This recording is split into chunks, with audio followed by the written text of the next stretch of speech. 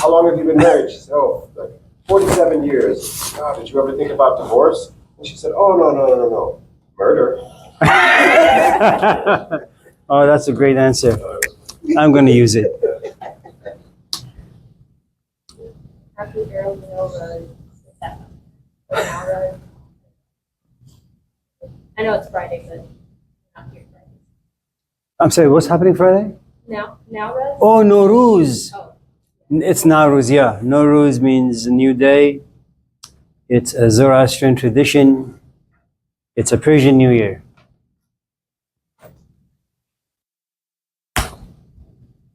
Wear some nice clothes, shave your face, my face. Go to my parents, be harassed by their kindness, food, 100 people, everybody kissing one another. That should be exciting.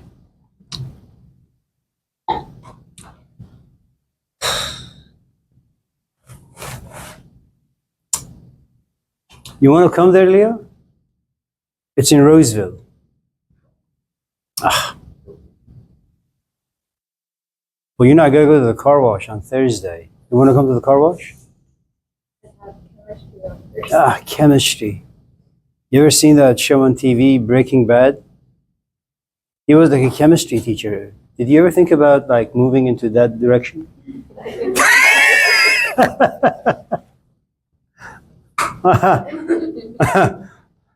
You can pay for your kids' education. Yeah. I believe in you. This is how you make friendship. Yeah.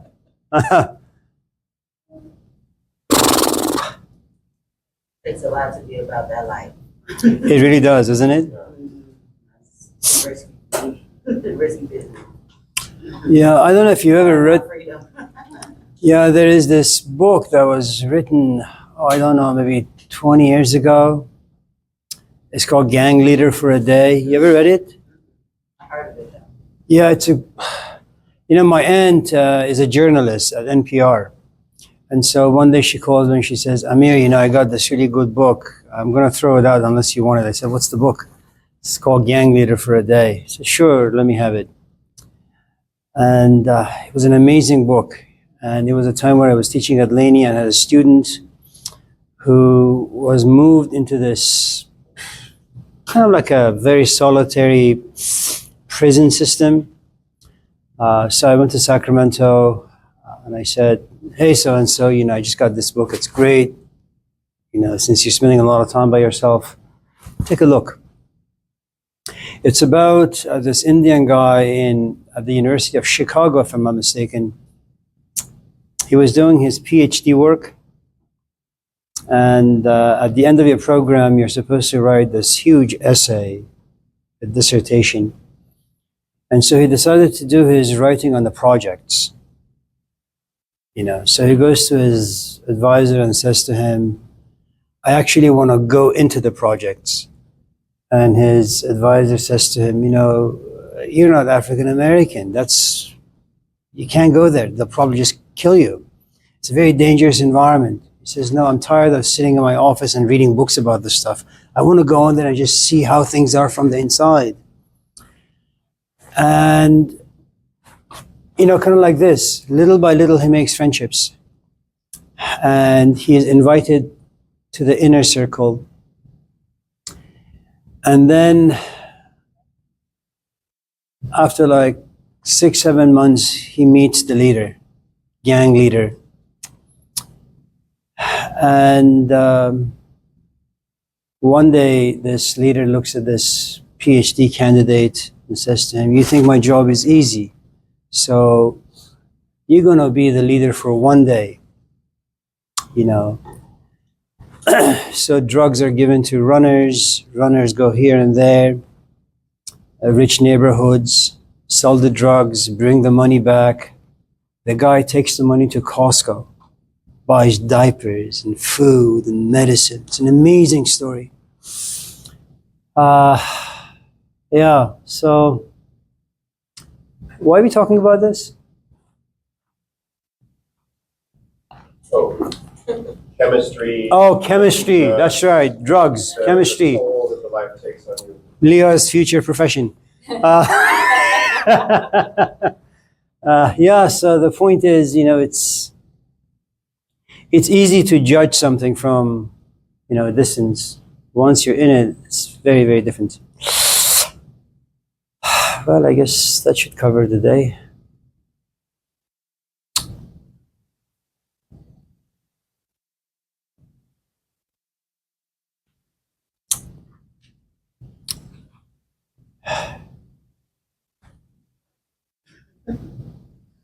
One thing this class has allowed me to explore is just like, when I think about like morals and ethics in general, right?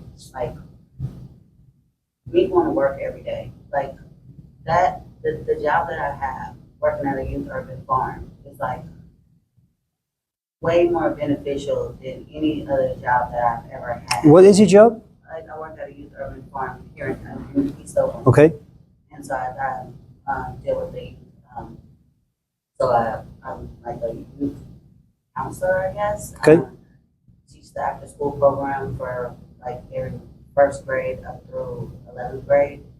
And we have like a no limit leadership program. We raise the youth all the way through the program. And now they're like, we want them eventually to become like our youth counselors and, help us with our summer camps and things like that. So it's so rewarding that like other jobs that I've had don't equate to the amount of reward that I get from what I do. But it doesn't pay shit. Yeah. You know what I mean? Yeah. The pay is horrible, but the like fulfillment that I get out of it is like what I'm basing what I'm doing on, and so like I'm struggling and I'm like barely making it sometimes, and I'm like, oh my God, paycheck to paycheck for real, you know what I mean? But it's like the reward that I get out of it is like why I keep coming back, why I'm invested in this like Sure. position, And I think that this class has allowed me to like kind of understand why I'm invested in it this way than going to go like work for some Google or something, you know what I mean? And like and make a bunch of money but be miserable. You have a gift right now, which is the way you are looking at this and the way you're feeling about this. It really is a gift because you're not in this like pressing environment where you really need to pay rent and you really need to pay for food and you really need to take care of your kids. Because if life was to push you in that particular direction, you say, okay, well, it's a great, rewarding profession, but I want to send my kids here and I want to buy them this and I want to do that. And all of a sudden you realize that these inspired moments are slowly being contaminated by realities of life. So in many ways, you're in a very, very good position because, the idea that the human being does not live by bread alone, that's your position right now. You don't really much care about money. And it's great.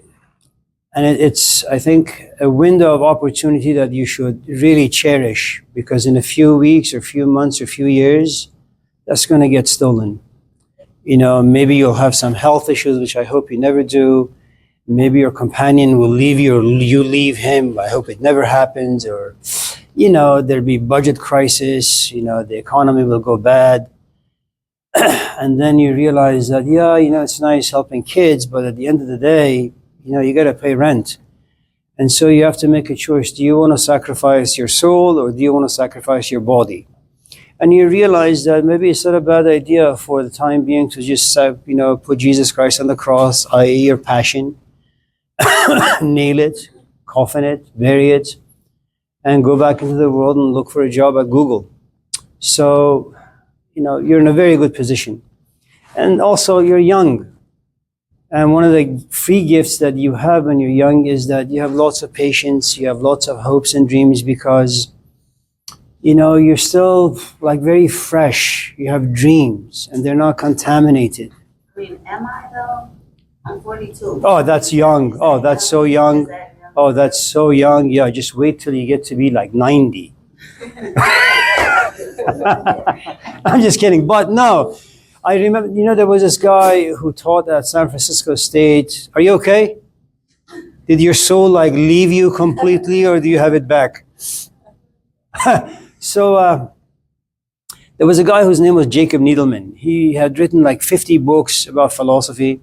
He was invited to NASA when the spaceship was going up in the sky. And I remember running into him by the lake. Say hello, and I'd gone to his house plenty of times. His wife played beautiful piano. But when I got to him, he was maybe 75. He said, Mr. Needleman, how are you doing? It's been like 5 years. Go away. And it's not that he didn't perhaps like to see me or have a chat with me. The truth is, he was just too old and he just didn't have the patience to just chit chat with people. You know, it's like I call my mom and say, Mom, I'm coming there with the kids. Oh, please don't. I love to see you. But those kids, yeah, all the screaming and crying, and I don't want to see them. You know, leave them with your wife and come by yourself. I don't want to see your wife. I said, Mom, I don't want to see her either. I mean, my wife. Tasha, right? You have a question, comment, anything? How's your Irishman? He's okay. By the way, my apologies for asking like personal questions. It's the spice of life. You were saying? There was a class when you said anger. Anger. It's very important. It was useful. I disagree. I feel like it's rarely ever used well. Oh, used well. Yeah, it's rarely used in a good way. I think our emotions are primitive. I think we need to remove them, get rid of them. So you're telling me you never get angry with your kids? I do, but I think stoicism is better. I think we should just like not connect to them. They're primitive. Like anxiety is because there used to be lions and bears. It's just they're old. They don't really. May I? I don't mean to interrupt you. You know, I like you very much. And I don't mean it in a romantic way, just like professionally. I think I'm just getting tired.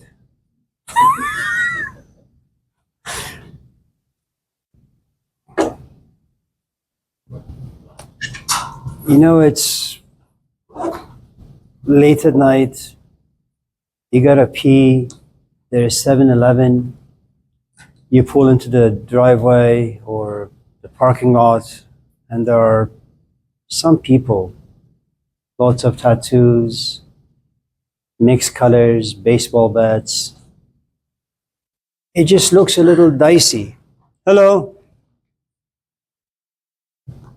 And you have two issues, the issue of peeing, you know, and you also see out there that it may not be the healthiest of environments. I mean, physically you may be in danger.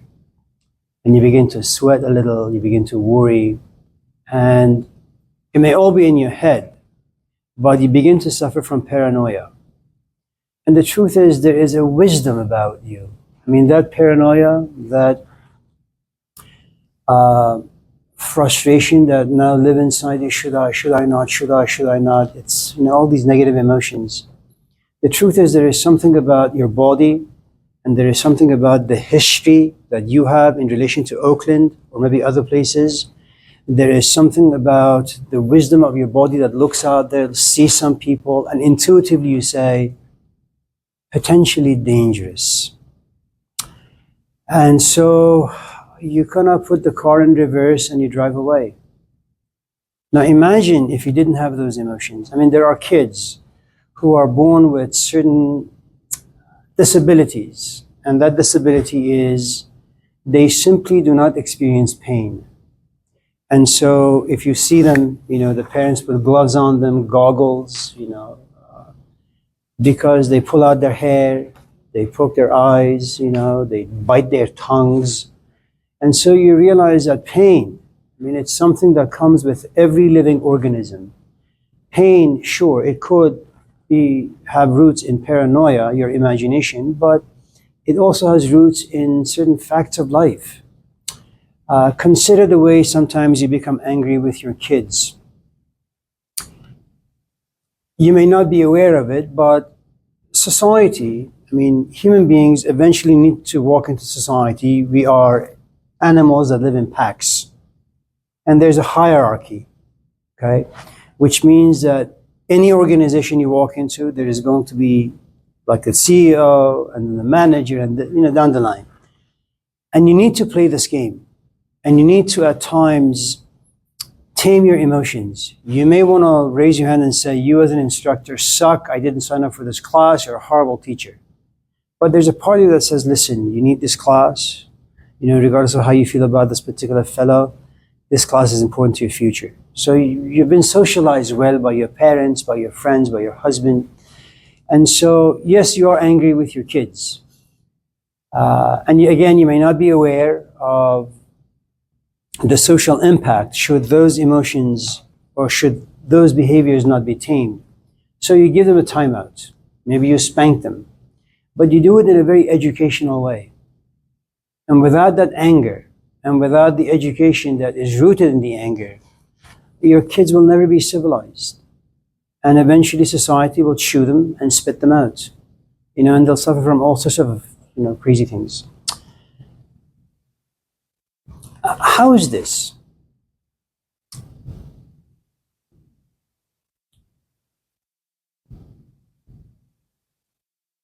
First of all, how don't your hair? It's upwards. How do you make it like that? You should go on America Got Talent. It looks good.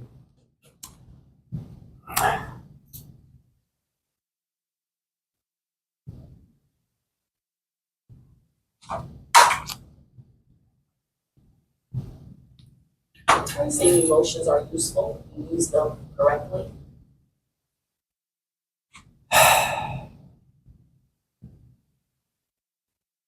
Let me say a couple of things.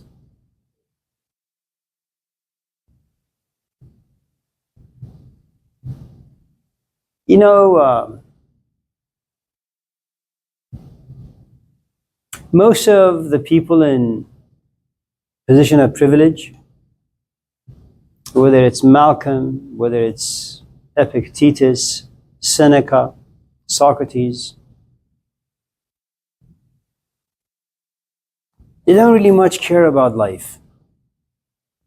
They just like to sit in their room and think thoughts. Marcus Aurelius doesn't talk about his wife. I don't even know if he had one. I don't even know if he had children. Consider someone like Malcolm X. He's never home. Sure, once in a while he probably calls his wife and say, yo, how you doing? What's going on? I really miss you. I love you. See you soon. That's it. He's this inspired fellow on the stage, just trying to inspire all the other people listening to him. They're not like us, but they give us ideas that are profoundly intoxicating. And that could lead you astray if you're not careful. In other words, you may assume or imagine that you could be the next Malcolm or Mahatma Gandhi. And you may say, you know what, I want to go on this quest to become detached from life. I'm not going to allow life to push me around. I'm not going to allow life to create inside me emotions that could hold me hostage, right? In other words, when I ask you how your kids are and you say, I'm going to be a Stoic so I wouldn't feel. And what you're basically saying is, I have this amazing attachment and concern and care for my kids. And I want to really be free from them because I feel like my hands and my feet are chained to the ground and I can't move and I can't do anything. I can't sleep, I can't eat, I can't shower, I can't read a goddamn book, I can't do anything, and moments of frustration, and you're very right. As a mother, you are held hostage. I mean, you're very lucky because in some ways you're an American. At the age of 18, the kids will go away forever, perhaps, and they'll say, Mom, you no longer have any power over me. I'm an adult, supposedly. You know, you're not going to experience that when you can go to Africa or Mexico or the Middle East. You know, once you have a kid, you're their mom for life. And even if your child is 70, if he does something wrong, you have every right to go there and slap the heck out of him. And that's what happens in all these other cultures, okay? So,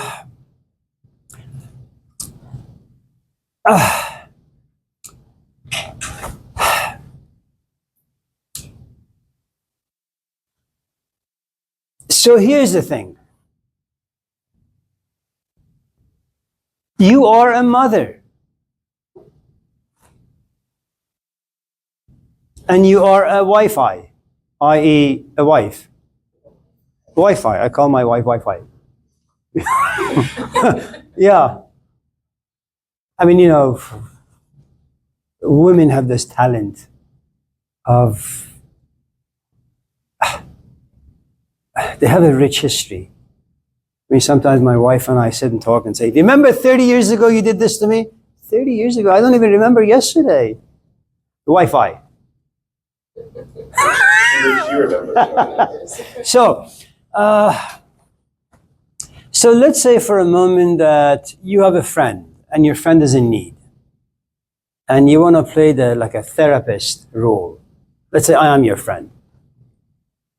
The truth is, if you were to pay attention to your life, 3 kids, a house to take care of, you're taking like 15 units, you have a husband, that's a lot of stuff on your plate. Why the hell would you want to add another trash and put that in your bin to work through? To be a good Stoic, you have to care for the right things. Not to not care for anything.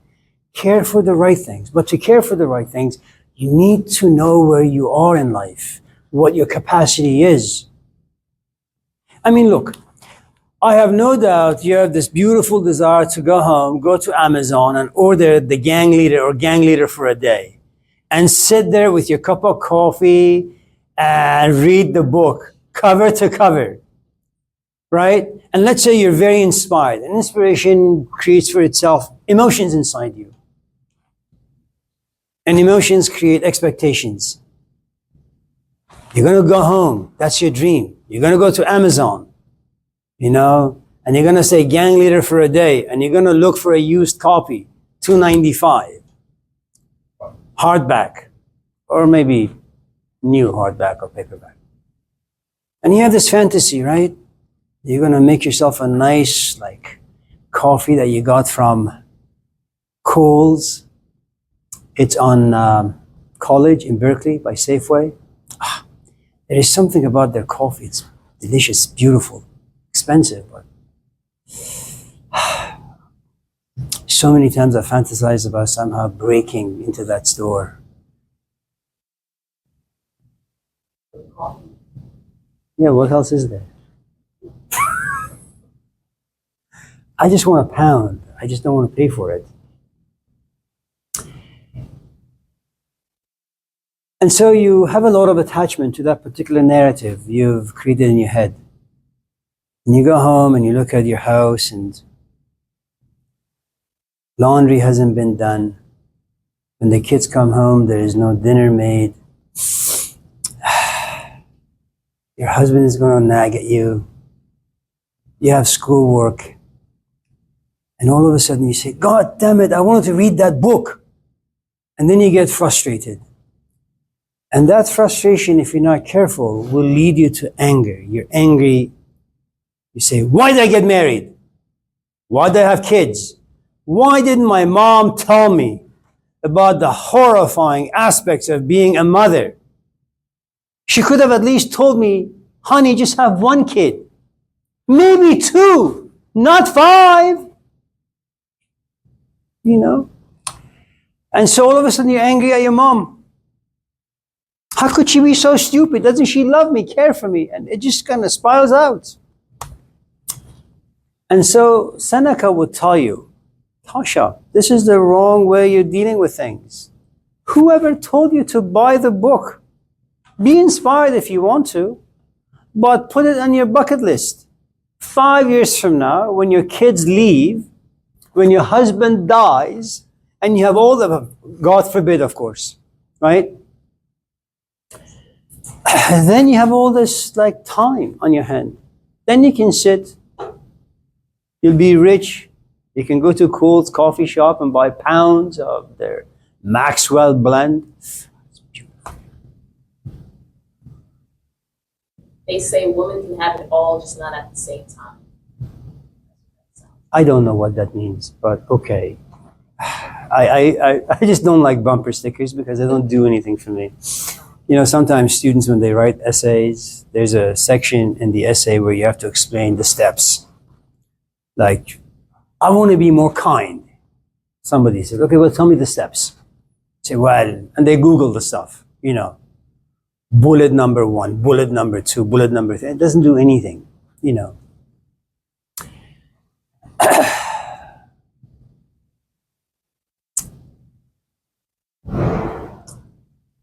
So yeah, you need to find the right stuff, care for them, be fully committed to them, and then be very political. I mean, someone like Marcus Aurelius, he is emotionally attached to Rome. I don't think he was attached to the imaginations or the narrative, the story of Rome, or the actual Rome, because Rome was corrupt. All the senators that the Roman Empire had at that time, they were all vicious and cruel people. But Marcus Aurelius didn't care about that. He had a story in his head, you know, kind of like America, city on the hill, you know, moving from Europe to here, England, and we want to purify Christianity. Look at it now, you know. So the point is, have the right stories, be attached to those stories, work really hard to protect those stories and bring them to reality. And anything else that you think is going to kind of derail you from that path, get rid of it. It's not worth your emotions. I mean, one of the things that you soon understand working with young people, as Nisa, right? As Nisa probably has experienced, is that, listen, you know, there are some souls that you can save. There are some souls that takes a long amount of work to save. And there are just some souls that are so badly damaged that I just don't have the time, the patience, or the energy to save. So instead of working on the one that's so horrifyingly damaged, you work on the ones that you have the capacity to work with. You know? So don't be a stoic. Be a good stoic. If that makes any sense. Sarah. About what? I know all of it. Leah? What exactly does belief do for the average person? There are a lot of, I guess there's a lot of different belief systems. I was recently listening to a podcast, and it was people recounting paranormal experiences, and so many of them were like, I think my mom who passed 50 years ago came to me in the form of a cat, or my brother who passed in a horrific car accident saved my life when I got into a car accident, something like that. Okay. What does it do? Oh, Leah. I believe that my wife loves me.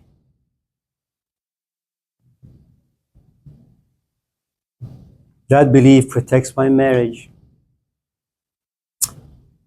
When she goes shopping and spends $1,000, I keep my mouth shut because I believe she loves me. And she's spending all this money for the family.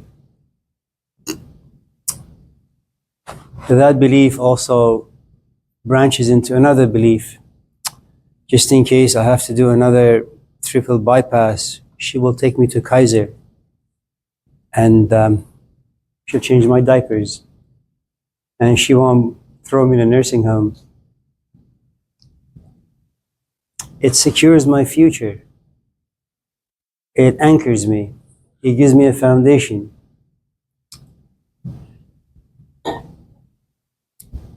What am I going to do, Leah? I believe right now that my wife is teaching her class somewhere.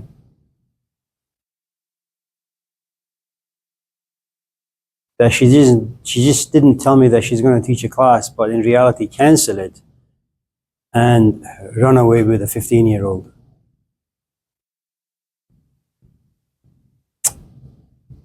You're in this class because you believe in your future. Accept those moments where you don't care about your future and you're sad and depressed and lonely, or maybe you've been touched by the pangs of reality that nothing about life really matters. I want to believe that when my dad dies, there is a soul inside him. I'm sure that there are going to be moments where I'm going to miss my father.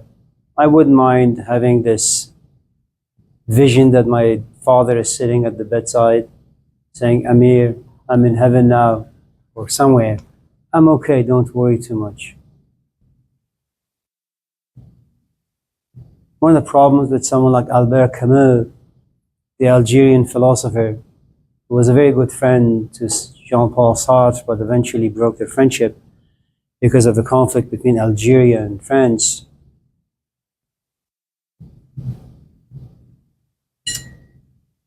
The world does not care. It doesn't care if you're alive or dead. It doesn't care if you're married or single. It doesn't care if you're happy or depressed. The world just doesn't care. It's absurd. I mean, look, I don't know why there is this war with Iran. I'm from Iran. I have family in Iran. Things are just being destroyed. It's like another Gaza, Palestine. For what?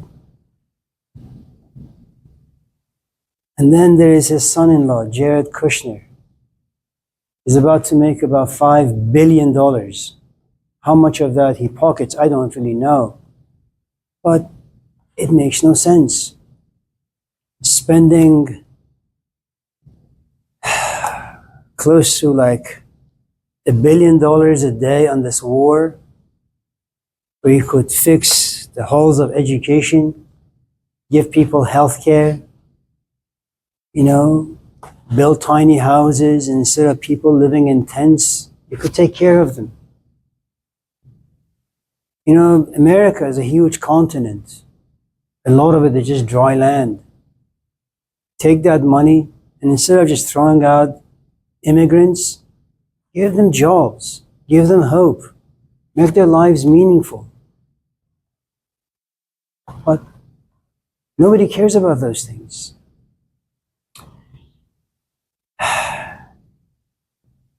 And you realize that the sort of beliefs that you need to have to make the world a better place, when people don't have those belief systems, they look at you and me as trash. Our presence or absence makes little to no difference.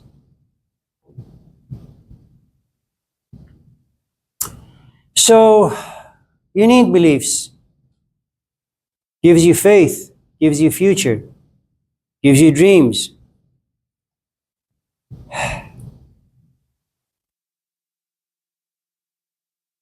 You know what the difference between Nisa and myself is? Nisa is young. She's a bucket of hope. Hope has stories in it, beliefs in it, trust in it, imaginations and fantasies. I've been in the classroom for almost 35 years, Leah. 35 years. Do you know how many students have come and gone? How many emails do I get from them? 0. How often do they text me? 0. Nothing. And after a while, you sit back, and it's part of it has to do with age, part of it has to do with experience, and you add all of those things together. You say, okay, I come to class and I scream and shout, kind of like what Shakespeare had said, just an empty bucket. It's like a gong. It sounds loud, but when you look inside, there is nothing in it really.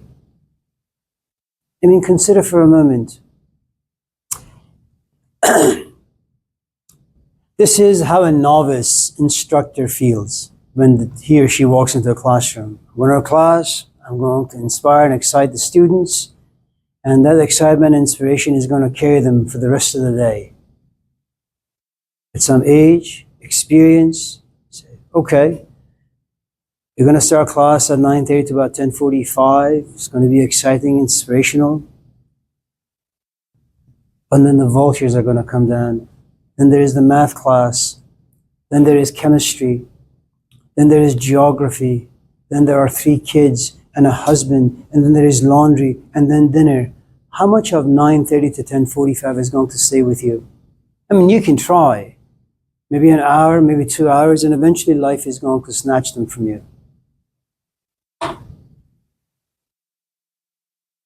But you can't think like that, Leah.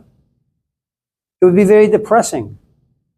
You have to believe that some of the stuff you experience will stay with you. That life will not steal those things from you. But the truth is it does. I mean, look at how people treat... Can I tell you a story, Leah? One of my colleagues recently lost a parent.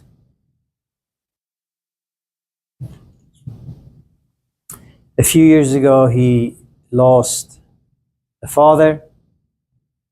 A few months ago, he lost a mother. It sucks to feel orphaned, that your roots are gone. The 2 people you can look at and conjure up some memories, they're no longer there. And you sit back and you say, man, I've been teaching at Laney for the past 35 years. What a waste of time. I mean, it really is a slap in the face. Reality does. That you think that your parents are invincible, they're always going to be there. You call them once a week. You never reflect or contemplate about death. And all of a sudden it hits you. Mom died or dad died. And you sit back and you say, man, what the hell? You know what? I'm going to take 2 weeks off. Fuck the classes. Who gives a shit? These ideas, they mean nothing. I mean, that's one of the things that death does. It's like one of those... Have you been to Costco recently? They just brought in this brand new model of Dyson vacuum. Battery operated, cordless. I tried it, My wife and I were having this argument. I put the vacuum on top of her head. The vacuum sucked her. And then I went to the trash bin and just dumped it. And went home and said, thank God. I mean, that's what death does. It's like a Dyson vacuum cleaner. Whatever meaning, whatever belief, whatever thing that excited you, it just disappears. And you sit in the middle of nothing. In my garden, not even the plant of sorrow grows. Because to be sad, you need to be attached to something. To be attached means to care for something, to be interested in something. But when there is no care, when there is no attachment, well, you're not going to be sorry about anything.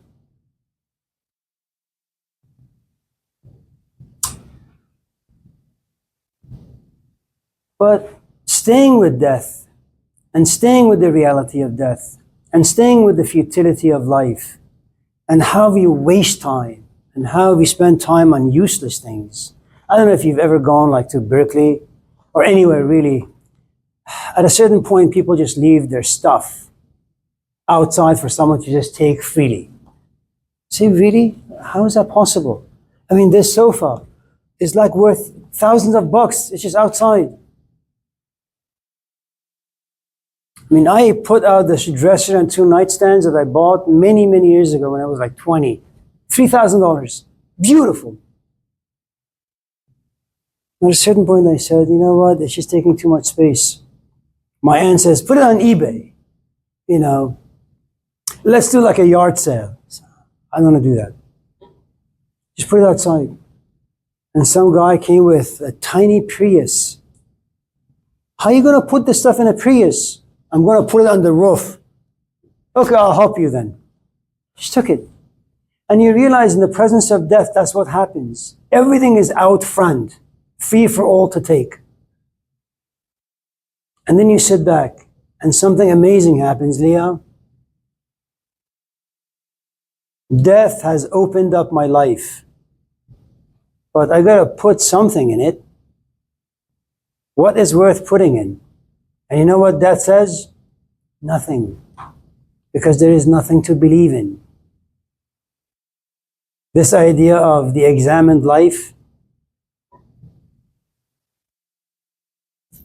it means you don't believe in anything. You examine everything. You're always changing. You're always evolving. That's a difficult place to be, man. I don't know if you're single or not, but if you're single, you have no commitment to any one single human being. Which means you're free, but it's too much. It's too much responsibility because you can do all sorts of things. But then you know what you do? You go on dating sites and then you find Joe and then you commit yourself to Joe. Why would you do that? Why not just live in the desert? Because you need to believe in something. You need to believe that someone looks at you and likes you and cares for you. That you can build a life with this person. And so after a few weeks,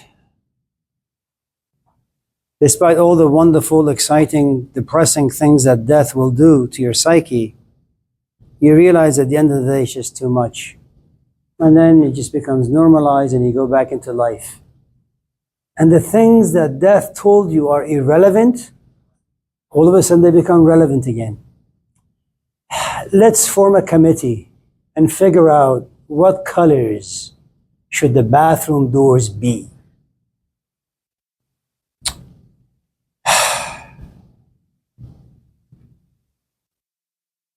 It's tough to be honest, Leah. So that's why we believe.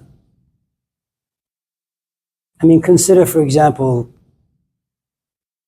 Christianity. Allahu Akbar.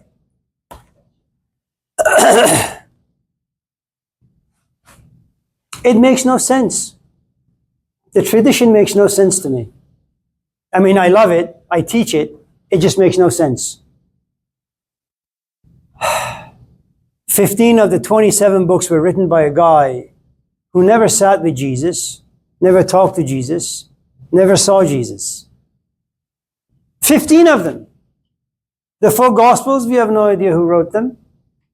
They were written like 40 years, the first one, the oldest one. 40 years after the death of Jesus. Then scholars sit together, they come up with this book, the red ink Bible. Only the red ink verses could be considered sayings of Jesus. And you look at this book, I mean, look at the 4 Gospels. Every 10 seconds there is Jesus saying A, B, C, D. In the red ink book, you don't see that. You have 25 sayings at the most. And then you look at the world of mythology. All these people who were born of a virgin, died on some cross, resurrected from the dead. Same old stories. But people need to believe because it makes life work. I mean, shit, life punishes me on a daily basis. I need to go to church. I need to cry. I need to pray. I just need to lighten up. No one can do that for me except God. But now you're asking too much of me. You're saying, don't believe. Live an examined life. You're telling me what? I should like sit and comb through the 4 Gospels? And at the end of the day, come to realize it's all a joke? What happens when I'm broken, when I'm depressed? To whom do I go to pray? Who's going to comfort me? I can't do it on my own. There's no one out there who can help me. I need to believe in something.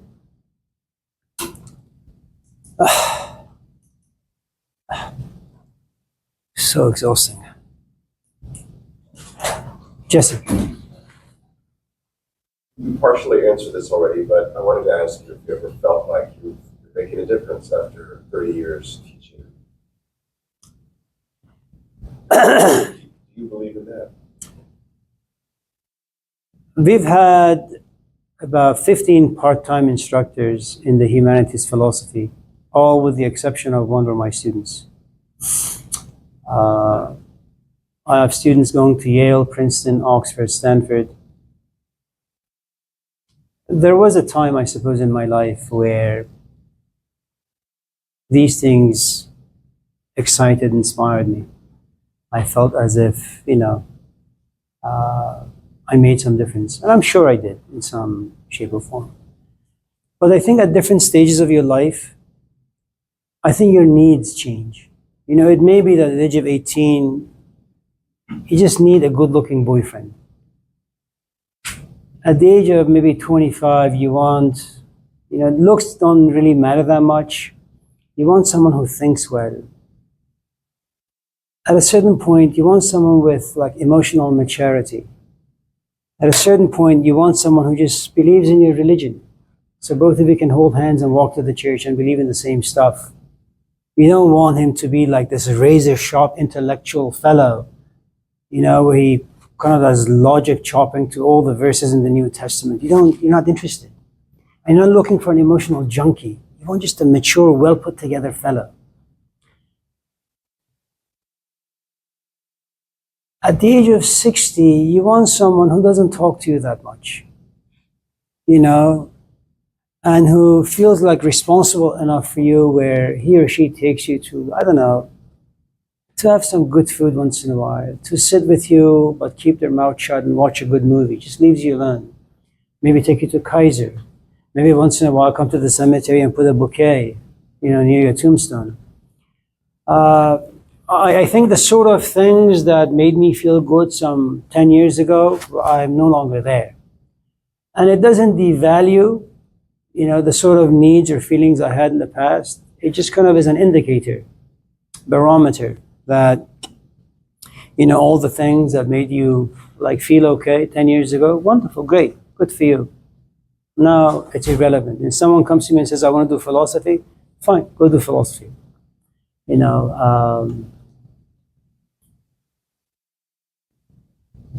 I got an email from some author in Canada. He had read one of my books and he writes me like 5 pages.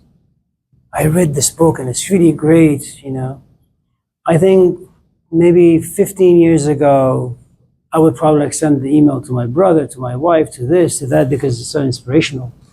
That yes, I wrote something. Yes, someone read it. Yes, someone said good things about it. Now, I read and I delete it. It just doesn't do anything for me.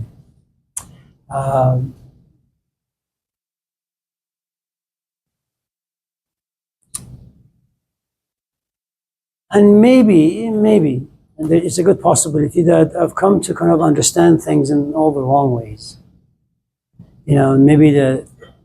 Maybe my perspective has shifted, but it's gearing towards the dark perhaps more. Maybe it's because I'm getting a little older, because I've come to realize that perhaps I don't really have very much time left. I want to do a lot of things, but I don't have sufficient amount of energy. And when you reflect on these things, you still want to do some of the old things, but you realize, your mind works much faster than your body. And so you also look at the way this culture is moving towards, and then you have 3 lambs, 3 kids. And you say, I just don't have the energy or the tools to protect them. You know, where I was born, if you wanted to kind of be exposed to certain images of naked women, i.e. pornography, I mean, first you couldn't get them. Once in a while, you would have like your 5 or 10-year-old friend say, you know, I got this magazine. And then 20 of us would run into some like desert-like environment, all sit together and look. And we were all paranoid because at any moment an adult would appear from somewhere. You know, so the culture protected you. You know, it was a good paranoia because it kind of, you know, it allowed you to still be able to look at women, because men are visual animals. It allowed you to still look at women as human beings. Now, you know, you give the phone to like your 2-year-old, and it may be a great cartoon, but people are kissing, and then people are like talking about this and that. I mean, adult language. And one of the things that you read in Genesis, which is, I think, a universal theme when it comes to human beings, is that God had no reason to tell Adam and Eve about the tree of good and evil. I mean, they're oblivious, they're ignorant, they're stupid, they don't need to know, don't tell it to them. But then you tell it to them. Once you tell it to them, you inspire curiosity. Once they become curious, they begin to think about it. At a certain point, curiosity blossoms into, I really need to go there, and I really need to do that. The very thing that God said don't, I want to do it. And from this story, you realize that human beings are born to be curious, just in case they become exposed. At a certain point, curiosity is not going to stay curiosity. You want to touch it. You want to taste it. And that becomes your fall from grace. You will lose your naivete. You will lose your innocence. You will lose your purity. And that's devastating. And you look at the way advertisement is. I mean, I drive to Roseville, my kids look at this huge billboard and they say, Dad, what's that? What's that plant? Is it like a flower? What am I supposed to say? Well, son, let me tell you the history of drugs. Let me tell you the history of psychedelics. How old is my son? Like 2 months old, right? And then you realize, well, information is great, but he lives also in a culture where he is pushed into the world of drugs. If not psychedelics, you know, HDHD, and all these fucking illnesses that are just being imposed by the pharmaceutical companies on kids. Of course, nobody's able to focus on any fucking thing out there. Life is moving fast. You have all these shorts on YouTube. You know, you watch a movie and there is no narrative. From the moment the movie begins, there's mass shooting to the end. Everything is just moving at like warp speed. And then you come to class. You gotta sit there. You gotta listen for 2 hours. Who can do that? Nobody. And then your teachers call the parents. Your son has difficulty focusing. Well, what the hell X do you expect? And then, well, if there is more disruption, we have to expel him. Well, how do you combat that? You take him to some doctor at Kaiser. The doctor says, well, you know, there is this pill that just came out. Maybe you should give like your 2-month-old baby this particular, you know, tablet. And maybe once he takes it, he'll be fine. And you know, parents are busy these days, man. You need 2 paychecks. You have your own shit to deal with. Then you have a world that doesn't give a shit about you.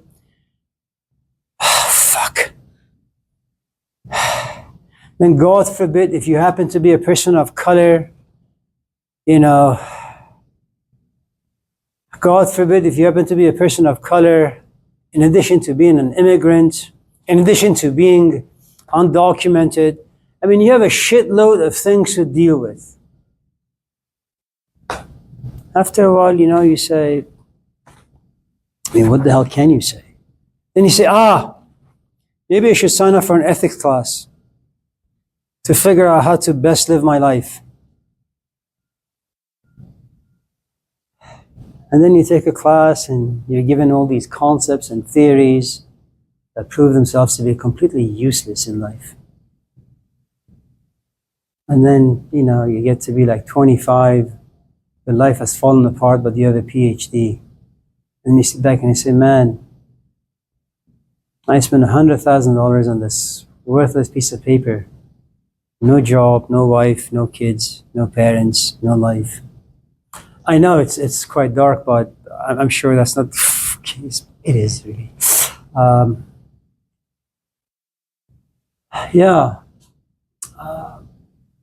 It's like, that's why there's the needs in the world, right? Like I had a kid tell me yesterday, like I was watering the watermelon plants, and I had this little watering can, and I just started tapping in and started like freestyle rapping, and she was like, "You have kids?" And I was like, "No." She was like, "I bet you could be like the best mom," like I mean, and that's where like people like me in the world, like that don't have kids maybe, or that give children some hope, right? Like we love the kids, and though we don't have our own, right? It's like that's the reason why, almost. Yeah. You know what I mean? Like I'm thankful to God sometimes that I can't have kids. So like, but that makes me who I am, and in the community, who I am is like that one, like that the one that the kids can relate to. Yeah. That and that really makes me proud. It's really good. Yeah. Yeah. I'm glad you are the way you are. Yeah, and I hope it never changes for you.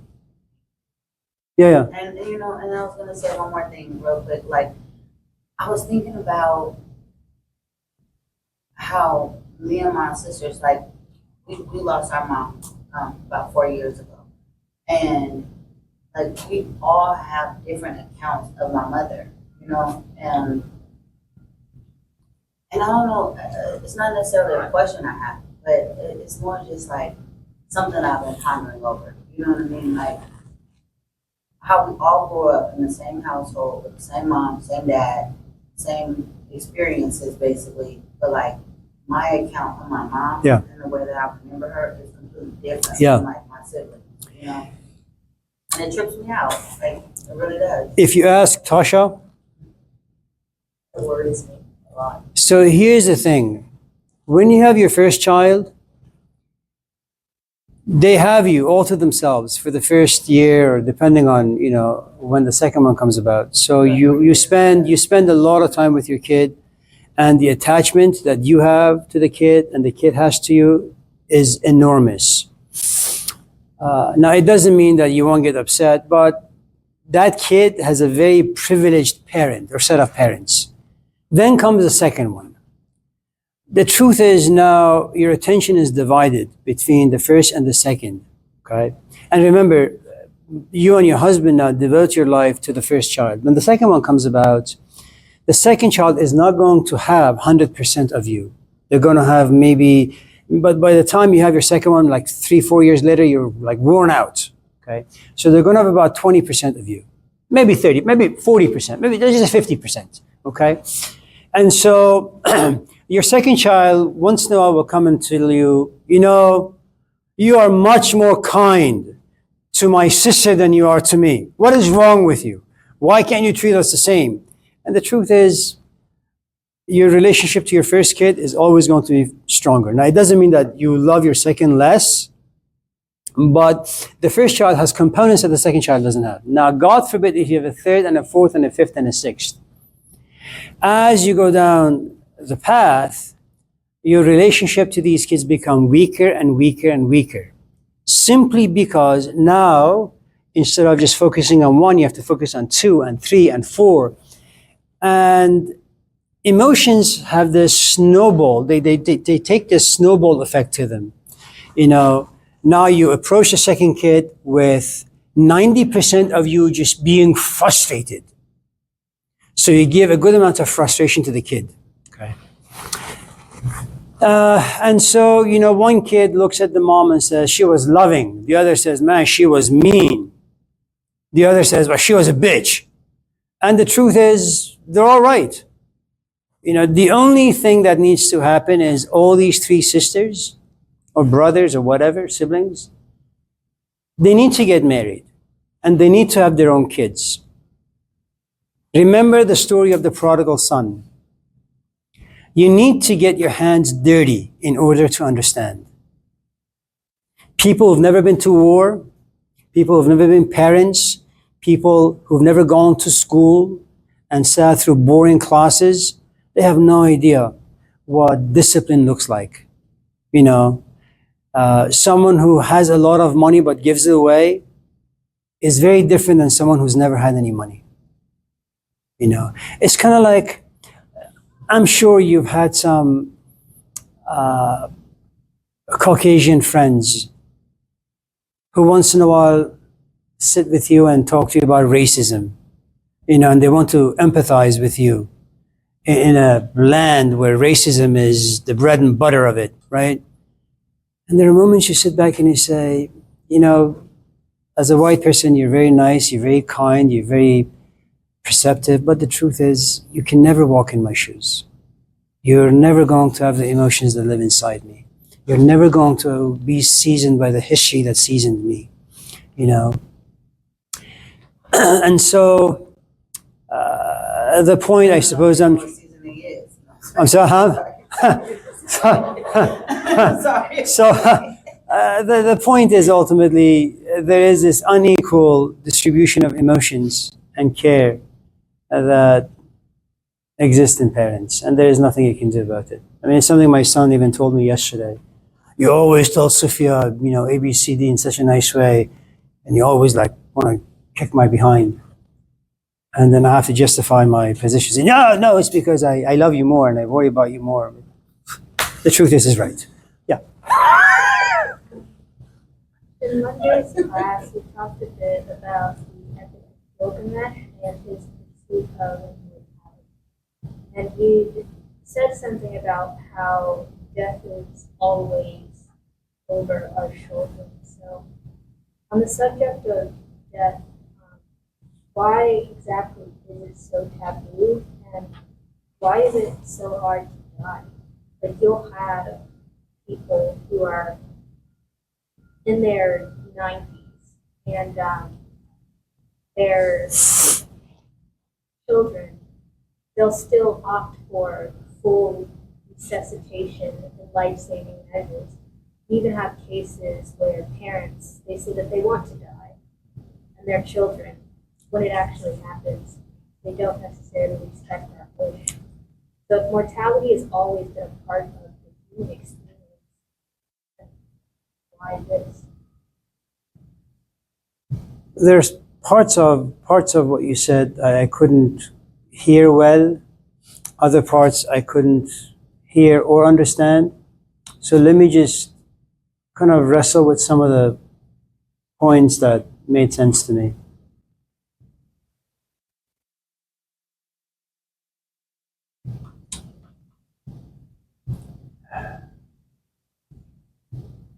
Have you ever given anything away because it was no longer a use to you?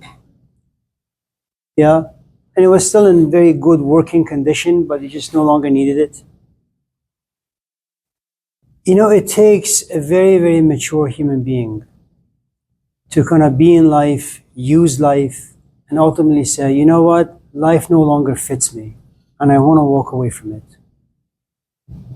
You really have to understand desires. You have to understand hopes. You have to understand dreams. You have to understand saturation, what happens when your hunger is satisfied. There are so many things in life you have to understand to have a good death, Leah. In other words, to say to your kids,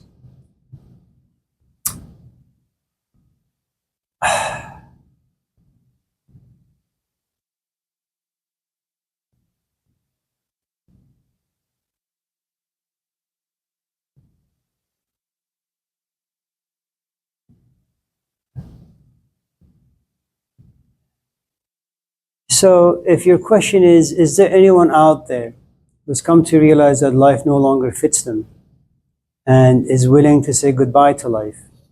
I'm sure there are. I mean, from what little I know of some of the monks in Tibet and India, sometimes you just sit, in a cross-legged position,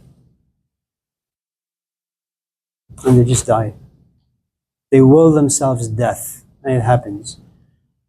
Most of us, because we don't really understand, it's like when you understand what alcohol has done to your life, to your body, to your kids, and at a certain point you say, you know what, I no longer want to drink.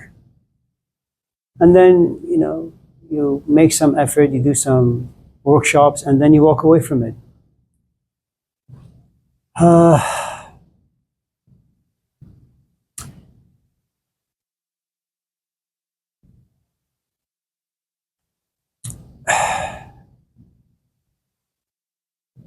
There is a movie, $1 Million Baby, I think, with Clint Eastwood. It's about a boxer, a woman boxer. She's in her 30s. She's in a boxing gym. Clint Eastwood is the owner of the gym. He's also a coach. Eventually, she asks him to coach her. He says no at first, but she says yes. She gets hit after the ring. Her neck hits this chair and she's paralyzed. And she's on machines. And at a certain point, she looks at Clint Eastwood, her coach, whom I suppose she looks at her father now. And she says to him, turn off the machine. I can probably survive another 20 years, but turn off the machine. I can no longer box. I can no longer walk. I can no longer eat. I can no longer bathe. Just turn it off, And that's a good death to have, because you've understood so much about how your life is. It's one of the things about cancer patients.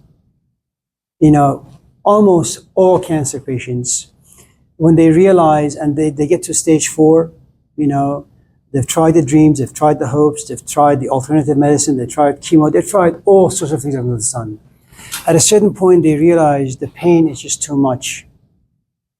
They're just in their bed and they can't do anything. They look at their companion and they say, I think it's time. And by this time, the companion is ready, the patient is ready, and they just starve themselves to death. And that's a very, very good death. In some ways, it's very tragic because you have to go through a lot of pain to reach this place where you say, I think I've had enough of life. I think someone like Jesus in the Gospel of Judas, it's a profoundly healthy way to go, where you realize that you've tried to teach people, it's no good. You've tried to talk to your own very close disciples, they're also quite stupid. You also realize that what is it that you have a body? What is it that your body does? Well, for someone like Jesus, your body is only designed to do one thing, to take you from your home to the lecture hall, to give you a talk, to find people inspired, but that's not enough. Inspiration eventually needs to be understood and then lived. If you have worked to remove alcohol from your life, eventually you need to put it in practical practice. Go to a bar and make sure you're not tempted. Now that is a good life, okay? He comes to realize that as long as you have a physical body, it's always going to drive you mad. It needs sleep. It needs food. It needs to pee. It suffers from loneliness. And then he goes to Judas and says, you know what? I've come to realize that people are no longer my enemies. The system is no longer my enemy. My enemy now, I've understood it really well. It's not people's ignorance.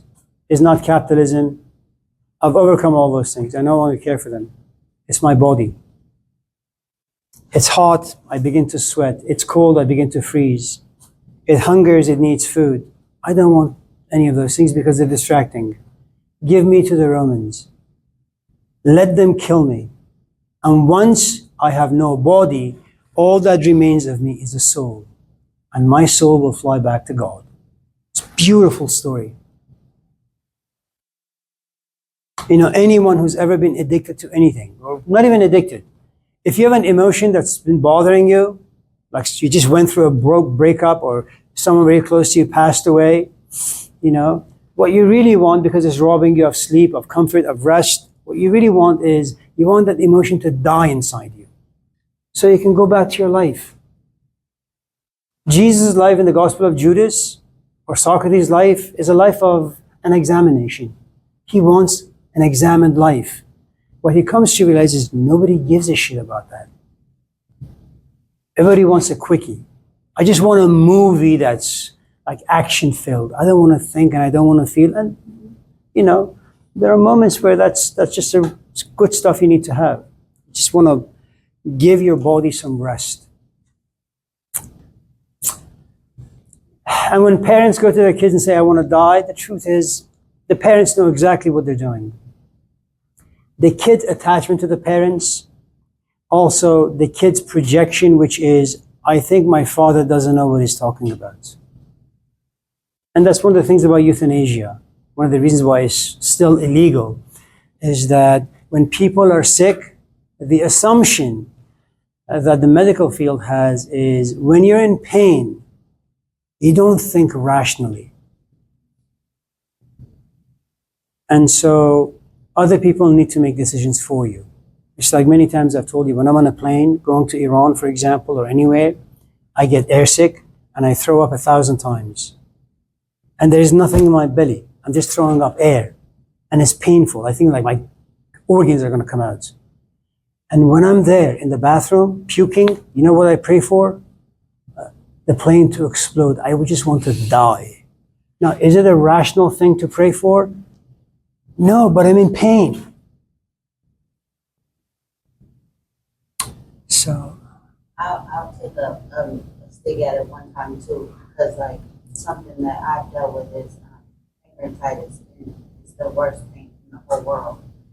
And like when my mom was diagnosed with stage 4 cancer. I don't know what happened with stage 1, 2, 3, whatever. It's like all of a sudden she was out of breath and went to the hospital and stage 4 cancer. Yeah.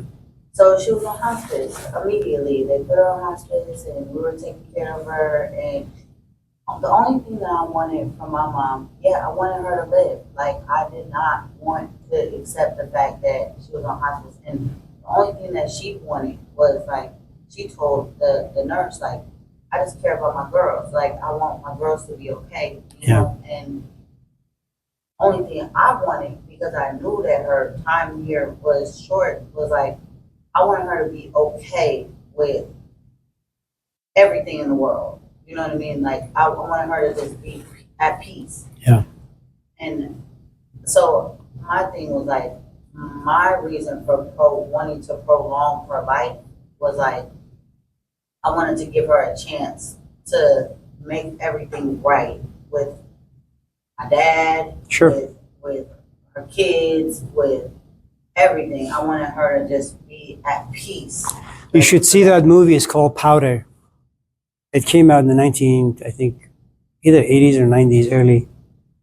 That this woman with cancer, very much like your mother, she just refused to die. And the only reason that she didn't die was because there was a good amount of friction between her husband and her son, the father and the son, until they made peace. Once they made peace, she passed away 2 minutes later. And that's oftentimes the case. That's what I just wanted for her, but I don't know that she ever did that. But, you know, I mean, that for me was to answer the question, like, when I think about why people wouldn't prolong or whatever, or like try to live, is like to come to some type of peace. Like, if I were on my deathbed, you know what I mean? Like, I would just want to know that I'm at peace with everything. And then I can, like, Sure. you know. A couple of things. Despite how grim your life, physical life may be, there is a moment where it just happens. You don't really care if your children hate you. You don't really care if You don't care for anything. Peace just overcomes you. You kind of accept your fate in life and you just go away. Maybe I can continue with this on Monday. Death, peace. Not really. We can do something like fun and exciting and positive. I'll say that was I misspoke.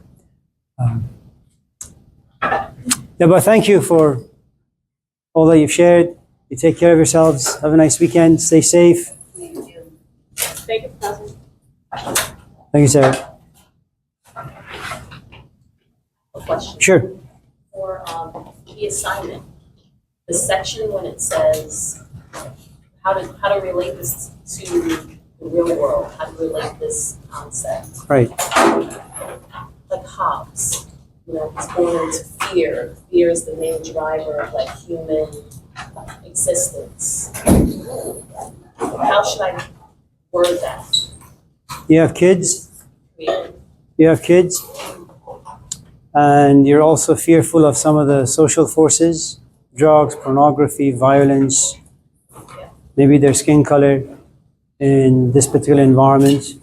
That's a good amount of fear, and they're all very healthy. Thank you, Jesse. They're all very, very healthy. Now, ask yourself, what sort of an environment, psychological environment does fear, thank you, Sarah, fear create? Thank you. And what exactly is it that you hope for your kids? You can always bring these ideas to your life and see, and you don't have to kind of cover everything that Hobbes talks about. A couple of elements that you can select that you can relate to, maybe once in a while you find yourself attracted to a man and you want to like bed him, but the element of fear comes in, and your husband finding out, and then divorcing, and then the kids being abandoned. What does that fear do for you? It protects you, it paralyzes you, it kills inspiration, it also creates security. So just be as creative as you possibly can. And just in case there are some like private moments, thank you, Mirna, in your essay, you can put them in parentheses, you can underline them, you can bold them, and I won't read them. Okay. Yeah. Like the personal parts. Sure. Yeah. Because I have so many ideas and they come up and I'm like, where do I even, because it seems more general to think of anything. Fear in life and the Leviathan and Yeah. Trump comes to mind, AI comes to mind. I mean, like all these things. Yeah. That's a good one for kids because that's true. Think about those things. Good luck with them. Have a weekend, America. You too. Thank you.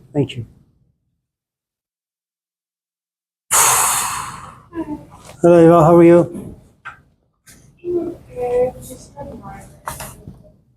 You said you have a